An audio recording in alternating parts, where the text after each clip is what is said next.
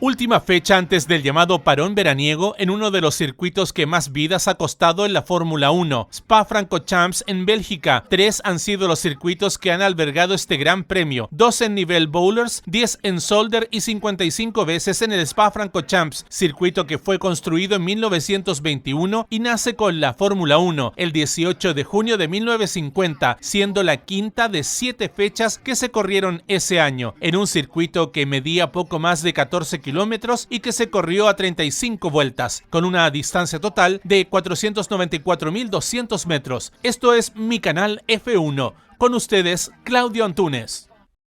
¿Qué tal? Sean todos bienvenidos y bienvenidas a esta nueva edición de Mi Canal F1. Para los que no vieron el video anterior, hice una predicción en cuanto al lugar que ocuparía Richardo y cómo andaría con respecto a Yuki Tsunoda. Pero bueno, lo mejor les dejo el video que habla por sí solo. No sé por qué Richardo, si este va a quedar por encima de lo que va a hacer Yuki Tsunoda y en qué lugar queda. Yo lo estoy viendo por ahí por un...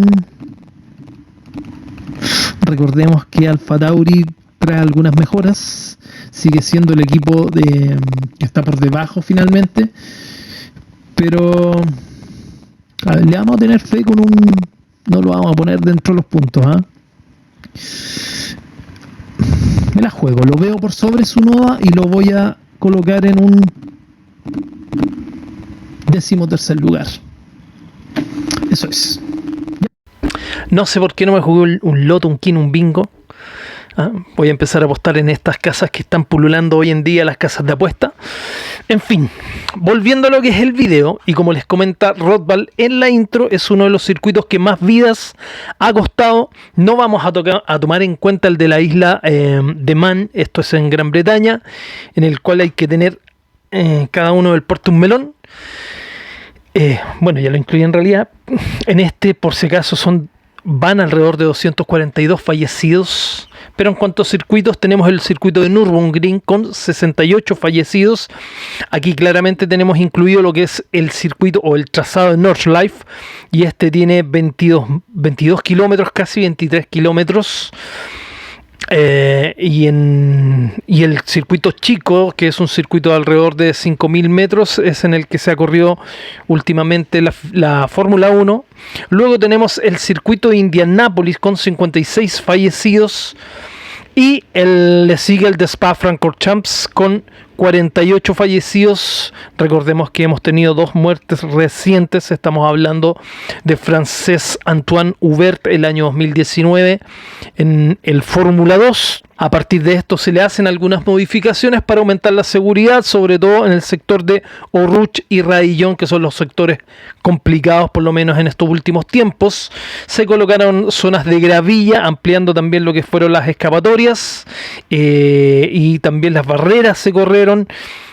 Se redondeó un poquito más la curva de Oruch, de hecho, y tenemos lamentablemente también el fallecimiento de Dylan Obanhoff. Esto fue el 1 de julio corriendo para la Fórmula Regional Europea.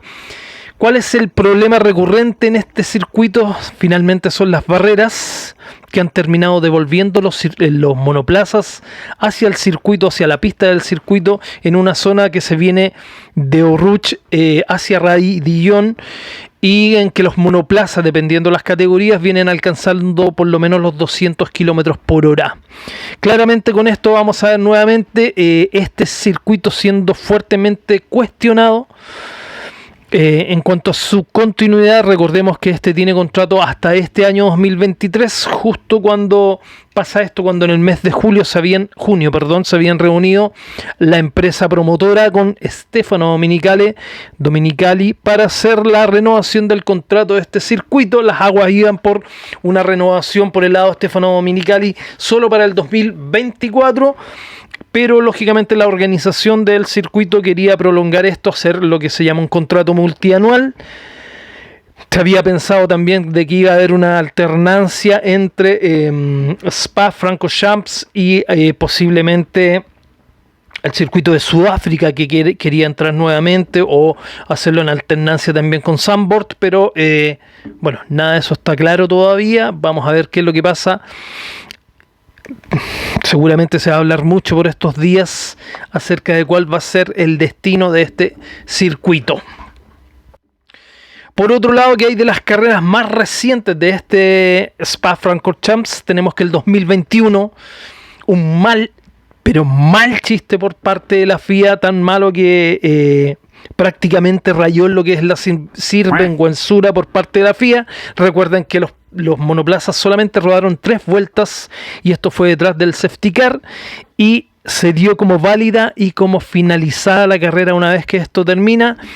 Y lo peor es que a los espectadores no les devolvieron el valor de las entradas, pero le dieron la posibilidad de participar en un sorteo de entradas VIP, ¿ya? Y estas entradas eran para el 2022, en el cual se sortearían 170 entradas versus los 70.000 finalmente afectados. Así que es un chiste si sacamos la proporción de porcentaje. Pero sí le dieron una cosa increíble, que fue un acceso gratuito a la Fórmula 1 TV. Esto me hizo recordar un poquito al bochorno que pasó la FIA en el Gran Premio de Estados Unidos el año 2005. Bueno, vamos a lo que ha sido el año 2022, en el que tuvimos a Max Verstappen quedándose con la pole, quedándose con el triunfo, quedándose con el punto de la vuelta rápida. En segundo lugar tuvimos a Checo Pérez y cerrando el podio estuvo Carlos Sainz. Por otro lado, el piloto del día, y esto de acuerdo a la votación popular, recuerden que Driver of the Day lo buscan en Google poquito antes de terminar lógicamente la carrera, o desde el comienzo, pero no vale la pena como van a juzgar desde el comienzo. Así que poquito antes de terminar la carrera pueden hacer sus votaciones colocando esas palabras mágicas en el Google. El cuento es que se lo llevó la votación del piloto del día Max Verstappen, con un 31,9%, aburrido absolutamente. Y Max Verstappen, que partía desde la, esto es lo bueno, partía desde la 14ª posición, y este fue penalizado tras los cambios en la unidad de potencia hasta lograr llegar al primer lugar. Vámonos ahora a ver qué nos dice Pirelli en cuanto a la información del circuito. Recuerden que 1 es bajo, 5 es alto. Aquí tenemos un 4 en tracción, un 5 en estrés de neumático, por lo cual debiésemos ver por lo menos 2 paradas por piloto, 3 en grip de asfalto, 4 en frenado, que es algo alto considerando que son 3 las zonas de frenado fuerte, en un total de 19 curvas.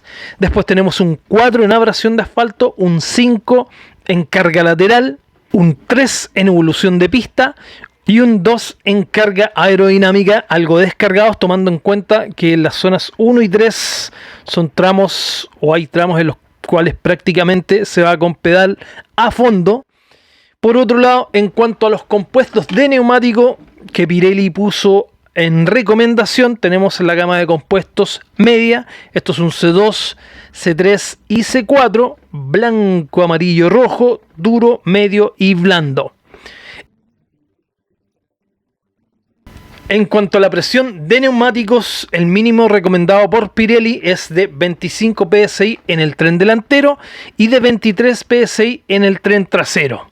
Son más o menos altas las presiones, tomando en cuenta que esto es delicadamente controlado por Pirelli, dado las fuertes diferencias que hay de altura entre Rouge y Radillon, que provocan grandes fuerzas de compresión del neumático a altas velocidades. Es básicamente una verdadera montaña rusa de alrededor de unos 535 metros, que se hace a más de 300 kilómetros por hora, con un descenso, un desnivel de 13 grados en descenso y 16 grados en lo que es ya la zona de Radillon, que se va en altura. Por otro lado, el camber, este es negativo, es de menos 2.75 en el tren delantero y de 1.50 también en negativo en el tren trasero. Esta va a ser la edición número 1091 para la Fórmula 1 y la número 68 como Gran Premio de Bélgica. Vamos a ver ahora qué es las diferentes láminas finalmente que hacen el comparativo de cada uno de los circuitos en diferentes ámbitos. La primera es la cantidad de vueltas Tan solo tiene 44 vueltas para este circuito, es el más largo de la temporada, con una longitud total de circuito de 7.004 metros, lo que hace una distancia total de carrera de 308 kilómetros con 52 metros. La elevación de este promedio es de 421 metros. Se corre en sentido horario, son 19 curvas. En cuanto al balance de curvas, tenemos que son 10 curvas izquierdas y 9 curvas derechas, lo que lo hace ser bastante balanceado en cuanto al desgaste de neumáticos. Pero si tomamos nuevamente en cuenta que este es un circuito que se corre en sentido horario, lógicamente el mayor sufrimiento de desgaste de neumáticos se los lleva el costado izquierdo del monoplaza, por ende la carga está sobre estos neumáticos, sobre todo en el neumático del tren trasero. Son 988 curvas en carrera con un promedio de 2,71 curvas por kilómetro. Es una de las que tiene menor cantidad de curvas por kilómetro. Este último dato de los 2,71 curvas por kilómetro nos denota finalmente la parte antagónica, porque estamos hablando de que estamos frente al circuito de mayor cantidad de metros, 7.004 metros, pero tiene muy pocas curvas por kilómetro, lo que nos denota que finalmente es un circuito que tiene mucha recta, pero a pesar de que tiene mucha recta, tiene también bastantes variaciones en cuanto a altura, y a pesar de todas estas variaciones y de los cambios de altura, debemos considerar que saliendo desde Raillón hasta Les Combes, que viene siendo la curva 5, tenemos una zona de DRS de aproximadamente 750 metros. Pero si a esto le aumentamos la salida desde la curva 1, la de Source, son prácticamente 1900 metros a fondo, en las que se alcanza una velocidad final de unos 362 kilómetros por hora, solo por debajo de Monza y muy cerquita al de los hermanos Rodríguez. La velocidad promedio anda en los 230 km por hora, ubicándose en la sexta posición junto al circuito de Enzo y Dino Ferrari. El largo de la recta principal es de solo 550 metros de cara a lo que es la curva 1, que se llama la Source. Y esta curva tiene un ángulo de 160 grados, es bastante cerrada, con una escapatoria que sumada a la pista hace un ancho de 40 metros. En este tramo estamos hablando de la línea de salida. La pista tiene un ancho de 15 metros y aquí el cajón de la pole está ubicado a mano derecha, al igual que la primera curva, y la distancia que hay entre este cajón de la pole y la primera curva es de tan solo 255 metros. El porcentaje de acelerador a fondo es de un 73%, el porcentaje de tiempo en frenado es de un 14%, con dos zonas de frenadas fuertes. La curva 7, llamada Les Combes, son alrededor de unos 5,41 Gs en frenado, y la parada del autobús, que son alrededor de 5,04 Gs, que tienen que soportar los pilotos lógicamente en frenado. El pits lane mide 310 metros y el tiempo de parada en pits es de alrededor de 23 segundos, incluyendo el cambio de neumáticos. El promedio de paradas en box es de alrededor de 29, esto es en condiciones normales, pero el que se presentó el año pasado fue de 38 paradas. ¿Cuáles eran las posibles estrategias del año pasado? Eran solamente 3. Una con 3 cambios, que era amarillo, rojo, amarillo. Luego tenemos la segunda estrategia, que era alargar los stints. El primero con amarillo hasta alrededor de la vuelta 24 para terminar con neumático blanco. Y la tercera estrategia era con neumático, para salir con neumático blando, el rojo, hasta alrededor de la vuelta 22 y terminar la carrera con neumático blanco.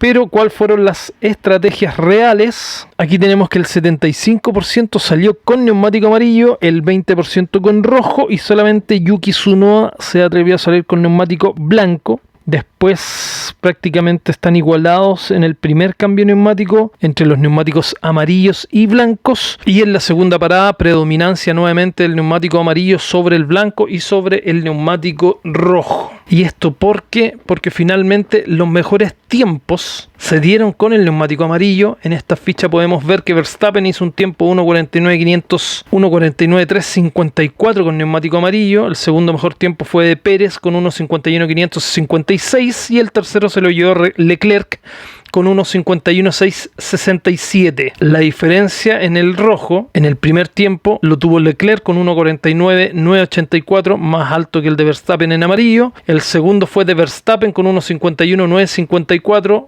más alto que el que hizo Pérez con amarillo. Y el tercero de Sainz fue 1.52.198, más alto que hizo Leclerc con neumático amarillo. Y por último, o más a la izquierda, podemos ver el comportamiento del neumático blanco. Pérez en primer lugar con 1.57.64, Russell muy cerca con 1.57.93 y Sainz con 1.51.977. Arriba podemos ver 20 vueltas se dieron con neumático blanco. Este fue Ocon y Richardo. El que más hizo durar los neumáticos amarillos fue Gasly y Charles Leclerc, y Zhou Guanyu fue finalmente el que hizo más vueltas con el neumático rojo, que fueron 16. En cuanto a grandes premios versus circuitos actuales, tenemos que son 67, recuerden que son 2 en nivel bowlers, 10 en solder, y los 55 que aparecen en azul correspondientes al circuito de Spa-Francorchamps. Por otro lado, tenemos que el porcentaje saliendo desde la pole y que han ganado la carrera es de un 40.5, bastante baja, entendiendo que es un circuito largo también, y saliendo desde la pole de la quali es de un 79,5. Esta se encuentra en el mismo lugar que saliendo desde la pole. Por último, tenemos que la capacidad del circuito es para 105.000 espectadores. En cuanto al circuito, como siempre, son 3 los sectores cronometrados, se los voy a dejar acá en pantalla completa, y 2 las zonas de detección de DRS, para mismas zonas también de activación de DRS. Tenemos la salida desde donde comienza el sector rojo. Recuerden que desde aquí hasta la curva 1 hay alrededor de 255 metros. Tomamos esa curva 1, que se toma bastante lenta. Recuerden que tiene un ángulo de 160 grados. Y aquí es todo a fondo. Tenemos la primera zona de detección de DRS antes de lo que es llegar a la curva 2. Recuerden que el descenso de la parte de Oruch, que vienen siendo las curvas 2-3, es de 13 grados para comenzar el ascenso de la 3 hacia la 4. Pasadito la 4 encontramos el Speed Trap. Y acá tenemos un ascenso con 16 grados y pasado lo que es la curva 4 viene lamentablemente como referencia la zona donde tuvimos el impacto que tuvo Antoine Hubert con Correa, donde más o menos queda Correa, es donde empieza, donde ya se cierra esa barrera por el lado derecho, es donde empieza la zona de activación de DRS, esto hasta justo antes de llegar a la curva 5, que es donde termina el primer sector que tiene 4 curvas, llegando a la chicana de la curva 5, la curva 6, estamos hablando de Les Combes y Malmedy, que viene siendo la 7 en este caso. Tenemos una pequeña recta, aquí esta zona también de lo que es la curva 8, que es Rivage, esto empieza nuevamente a bajar. Tomamos la curva 9, que es una curva que se toma sobre los 150 km por hora. Pasamos por la 10 y la 11, son curvas relativamente rápidas, estamos hablando de que se llega a la 10 cerca de los 300 km por hora, llegando a la 12 y a la 13, esto cercano a los 150 km por hora. Luego tenemos la 14, que es una zona que también se viene rápido. Aquí se viene alrededor de poquito cerca de los 250 km por hora. Tomamos antes de llegar a la curva 15, que es Stavelot. Viene la tercera zona cronometrada. Está de color amarillo. La zona azul tiene 10 curvas. Se lleva la mayor cantidad de curvas del circuito, más del 50%, recordemos que son 19. Entramos a la zona de la curva 15, que es Stavelot. De aquí se sale alrededor de unos 245, 150 km por hora. Seguimos hacia la curva 16, 17, que van a fondo. La 17 es prácticamente a 300 km por hora. Llegando ya a lo que es la parada del autobús en la 18. Viene esta chicana que es bastante lenta, la 18 y la 19. Para encarar la recta principal, poco antes de llegar a la 18 tenemos la segunda zona de detección de DRS, y pasando la 19 tenemos la activación hacia esta recta que tiene unos 550 metros para llegar nuevamente a la curva 1. Veamos ahora quiénes han sido los pilotos y las escuderías con mejor palmarés en el circuito de Spa-Francorchamps. Tenemos en cuanto a pilotos Schumacher con 6, Senna 5 y luego un listado de 4 en el que está Jim Clark, Kimi Raikkonen y Lewis Hamilton por el lado de los constructores. 14 Ferrari, 12 McLaren y con 5 Lotto, que no es el juego del Loto, sino que es Lotus, Mercedes y Toro Rosso en su momento. Por el lado de las poles tenemos 6 para Hamilton, luego viene con 4 Fangio y Senna en constructores, empatados con 11 McLaren y Ferrari. Un poquito más abajo tenemos con 7 Williams y Mercedes. Las vueltas rápidas son 6 para Prost, Schumacher 4, Vettel 4. En cuanto a constructores, largamente Ferrari con 15, seguido de McLaren con 7. Los podios, 10 para Lewis Hamilton, 9 para Schumacher, 7 para Prost. En constructores, 40 se lleva Ferrari, 25 McLaren, 15 Mercedes, 14 Williams y Red Bull. Los puntos son 184 para Hamilton, venía muy de cerquita Vettel con 161, luego tenemos a Michael Schumacher con 102. De los actuales tenemos más abajo a Daniel Ricciardo con 80, 76 para Bottas, 72 para Verstappen, 71 Alonso. Y en cuanto a constructores, 392 Ferrari, 326 Mercedes, Red Bull 316, McLaren 276 y Williams 155, puras escuderías actuales. En cuanto a vueltas lideradas, Hamilton 184, Vettel 161, Michael Schumacher 102, más abajito Ricciardo 80, 76 Bottas, Verstappen 72, 71 Alonso. Y en constructores, Ferrari con 392, Mercedes con 326, Red Bull 316, McLaren 276, Williams 275.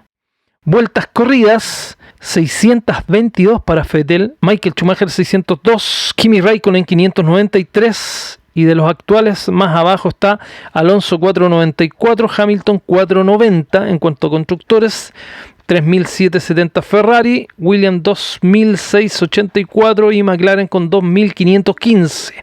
Si tomamos estas estadísticas, definitivamente no es un circuito para rookies. De los 26 pilotos que han ganado, que los vimos en un principio, ni un piloto ha ganado su primer gran premio en este circuito. Así que no es un circuito que sea claramente fácil para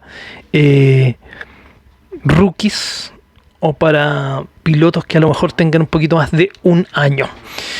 En cuanto a efemérides, es el menor margen de victoria en Spa-Francorchamps fue el año 1961 entre Wolfgang von Tripp y Phil Hill, con una diferencia de tan solo 0,7 segundos.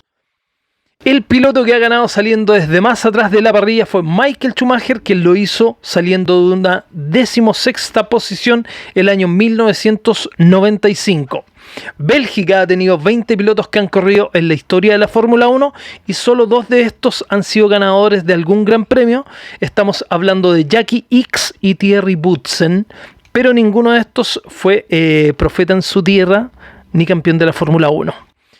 Los belgas también tuvieron un equipo en la Fórmula 1 que se distinguía con el color amarillo, pero con carros Ferrari, corrían con la marca Ferrari, se llamaban ENB, que era Ecuir Nazionale, me salió como italiano, Belge, no Berga, Belge. ¿Ya? Por si no lo saben, antiguamente se acostumbraba a pintar los coches de los colores que eran relacionados con las naciones. Teníamos por ende el rojo, que era para Italia, azul para Francia, el verde que corría Gran Bretaña, recuerden que es el verde que lleva finalmente Aston Martin. Argentina corría con el que tenía también mucha presencia en esos tiempos con Fangio, corría con Fangio y con Froilán González. Froilán Roa de otra calle. Y corrían con el color azul, el celeste de su bandera y el amarillo. Estados Unidos lo hacía con autos blancos y con 2 rayas azules o 2 rayas blancas y autos azules, iban alternando. Japón con el blanco con el círculo rojo y el chileno era transparente. Ya. Alemania también lo hacía con el color blanco, blanco completo, pero de aquí nace lo que es la leyenda de la flecha plateada, que nace, bueno, no aquí, sino que nace en el año 1934, pero a raíz de estos colores, y esto debido a que los monoplazas superaban el peso máximo en kilos, y fue el director técnico quien finalmente toma la decisión de sacar la pintura del monoplaza, quedando estos con el color de la carrocería, que es el aluminio que se corría en esos tiempos, y esto da finalmente como resultado los conocidos como las flechas plateadas. Lo de los colores finalmente termina el año 1968 con la entrada de los patrocinadores a la Fórmula 1, y aquí los garajistas se fueron a la B. Ya. Otra cosa, frases a lo largo de los años del circuito de Spa, y estos a través de los pilotos. Tenemos la primera que dice que era un trazado para hombres, y esto lo dijo Niki Lauda el año 1983. Después tenemos, si te sales, es más probable que no te liberes de una buena. Lógicamente una buena es como una buena tanda. ¿Ya? Esto lo dijo Ines Ireland el año 1967. Cuando Spa no tenía protecciones, estaba rodeado de árboles y no tenía escapatorias tampoco de asfalto precisamente. Tenemos la otra que dice, personalmente no creo necesario probar mi valentía piloteando por un trazado que es innecesariamente peligroso para mí, para el resto de los pilotos, para la hermandad de las carreras y para el público. Esto lo dijo Sir Jackie Stewart el año 1969. De hecho es el año 1966. Fueron 9 los pilotos que tuvieron accidente en este circuito de Spa, dentro de los cuales estuvo Jackie Stewart.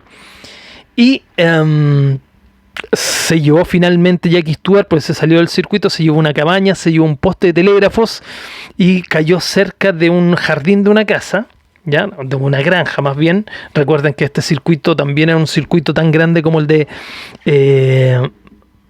Nürburgring, estamos hablando de 20 kilómetros, y se corría por las localidades de Francorchamps, que es como ir haciendo una carretera interrural prácticamente, ¿ya? Así que en su momento Jackie Stewart, bueno, se quebró el hombro, se quebró varias costillas, pero lo peor fue que no podía salir del monoplaza. Recuerden que lo inseguro que eran los monoplazas. Su monoplaza, que llevaba el estanque de benzina que iba lleno, finalmente tuvo una avería. Bueno, se salió, se rompió y tuvo fuga de combustible. Afortunadamente no explotó, cosa que era muy habitual en esos años. Y dado esto es que finalmente Jackie Stewart fue quien comenzó una campaña de concientización de seguridad, atacando fuertemente a lo que era el circuito de Spa y logrando los objetivos de conseguir una indumentaria para el piloto que fuera obligatorio el uso del casco integral, el casco cerrado. Recuerden que antes eran unas cosas que era prácticamente un casco aviador con chaquetas muy parecido a los aviadores, ya, buzos ignífugos, cinturones de seguridad, además de las zonas de escapatoria, barreras de protección, centros médicos, equipos de rescate, atención médica en cada uno de los gran premios. Y respecto a lo que fue el circuito, porque él luchó por dos cosas, consiguió sencillamente anular la carrera en 1969, haciendo que esta desapareciera a partir del año 1971 y por lo menos hasta el año 1983, que es el tiempo en que desaparece este circuito del calendario. Otra de las frases es, creo si tienes que acojonarte en algún sitio es allí. Esto lo dijo Chris Amon el año 1970. Luego tenemos cuando llegas a Oruchen-Secta, sabes que tienes la oportunidad de hacerla a fondo. Ves la primera curva, pero no ves el final de la subida. Entras con el pie todavía dando gas a fondo. Si eres capaz de mantenerlo abajo, te sientes muy bien cuando te das cuenta de que has podido hacerlo. Es un sentimiento fantástico el pasar a fondo en Oruch. Para hacerlo bloqueas el miedo. Es más sensacional que aterrador. Diría que es la mejor curva de toda la Fórmula 1. El gran Michael Schumacher, el año 1993. Luego tenemos el placer que se obtiene piloteando en un sitio así. Es el motivo por el que te haces piloto. Jacques Villeneuve, el año 1996. Y es un gran trazado parecido a los antiguos circuitos, de los que casi ya no quedan. Al ser tan largo, cuando vuelves a la meta casi no recuerdas cómo era desde el principio de vuelta. Y cuando completas un giro allí, te sientes como que hubieses viajado a algún sitio. Como si la verdad hubieses hecho algo fuera de lo normal. Esto lo dijo Jacques Villeneuve el año 1997. Dos declaraciones de Villeneuve. ¿Qué viene ahora? Tenemos el tiempo. Vamos a ver cómo está el tiempo. No lo he sacado aún, pero vamos al tiro. ¿Cómo va a estar el tiempo para el fin de semana? Recuerden que todas las últimas ediciones hemos tenido lluvia y esto no va a ser la excepción. Pues hoy Luis y Gabriel Ríos. Saludos de unos amigos que van a ir a todo esto. Deben estar ya viajando. Viajaban creo que el lunes hacia Bélgica. Es de esperar que me traigan un souvenir. No. Ya, tenemos el viernes. Recuerden que tenemos carreras sprint, por lo cual el viernes es la práctica 1, hora local, hora Bélgica. Estamos hablando de las 13:30 y según esto, alrededor de las 12 horas a las 15 horas no va a haber lluvias, solamente va a comenzar a las 18 horas. Y las 18 horas vendría siendo prácticamente la quali, recuerden el viernes, la quali de la carrera o la quali del GP del día domingo. Así que es posible que tengamos algunas gotitas para la quali de la carrera del día domingo.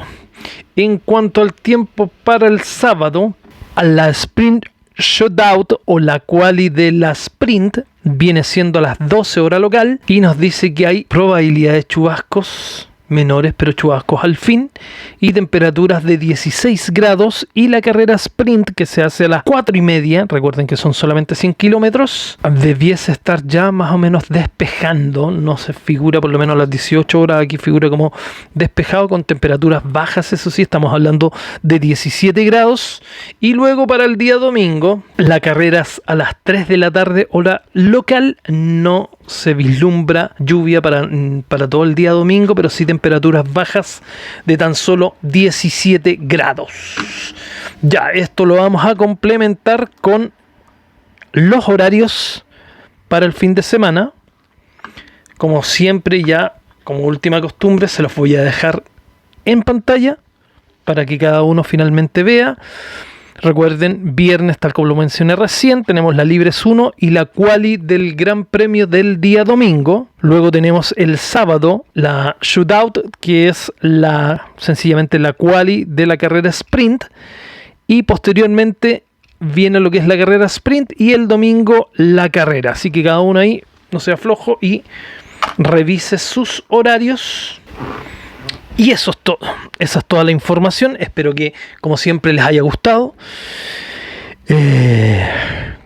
Compartan el video. Suscríbanse si les gustó el video. Si hay información que semana a semana de carrera están viendo información nueva que no aparece en otros informativos o en otros canales de... Ahí está sonando. O en otros canales de Fórmula 1. Y como siempre, fomenten el deporte tuerca dentro de quienes nos gusta. Recuerden darle like, déjenme en sus comentarios cuál va a ser su terna. Vamos a ir por la terna esta vez. El número 1 está como un poquito de más, pero ya, lógicamente vamos con el 1 de Verstappen. En segundo lugar vamos a colocar a Pérez. Debiese empezar a subir nuevamente Pérez de sus caídas. Ya lo vimos en la semana pasada. Y en tercer lugar...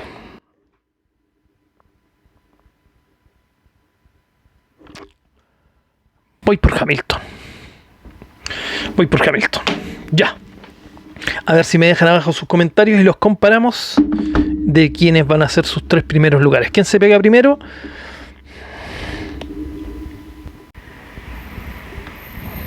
Logan Sargent. ¿Será su nueva?